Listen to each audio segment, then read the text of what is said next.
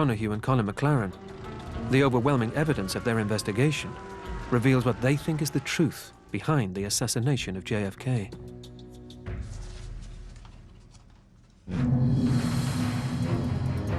Three shots are fired. The first is by Lee Harvey Oswald. It misses, but a ricocheting fragment of the bullet hits the president, causing him to say, "My God, I'm hit." At the sound of gunfire, Agent George Hickey turns to look up at the sixth-floor window. Oswald fires again.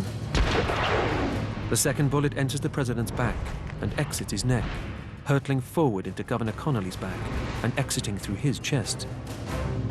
Hickey picks up the AR-15 to return fire, flicks off the safety, and as the follow-up car lunges forward, he pulls the trigger. The presidential car is rushed to Parkland Hospital, where, McLaren believes, a massive cover-up begins. Both Donahue and McLaren find that 11 people are able to put the assault rifle in George Hickey's hands at or before the time of the third shot. 7 of the 11 are Hickey's fellow Secret Service agents. McLaren and Donahue also identified 10 people who testified that they smelled gunpowder at street level at or around the time of the shooting. You don't smell gunpowder unless it blows in your face. The autopsy in Bethesda, Maryland is also suspicious to McLaren. The Secret Service's interference, the falsified X-rays, the lost photographs, and the missing brain of the president all suggest a conspiracy. We talked about it to anybody at all, well, we'd be court-martialed. Finally, there is the Warren Commission itself, with its unsummoned witnesses, unheard testimony, unanswered questions, and unpresented evidence. Colin McLaren believes the Warren Commission had their shooter conveniently dead. They had their murder weapon. They had a plausible forensic account of a 3-bullet assassination. Case closed. McLaren believes that the US government was covering up Secret Service agent George Hickey's fatal shot. But why did Hickey shoot the President of the United States? Both Donahue and McLaren agree the third shot that hit Kennedy was the result of a tragic accident. Agent Hickey reached down on the seat beside him, grabbed the AR-15, bring it to his shoulder.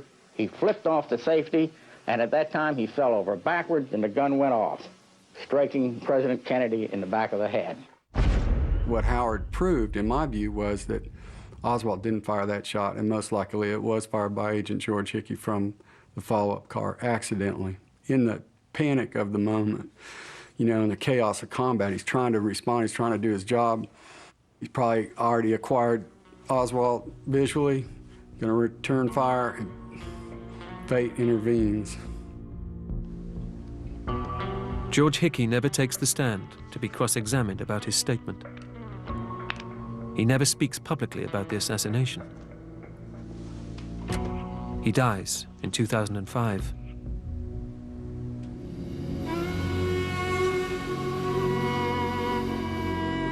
Understanding the real cause of the death of JFK isn't about blackening the name of any individual or organisation. It's about the truth and supplying a definitive answer to the American people. An answer no more complex than a tragic accident colliding with a foolhardy assassination attempt. Maybe it's time to quietly close the door behind history's most talked about and debated crime scene.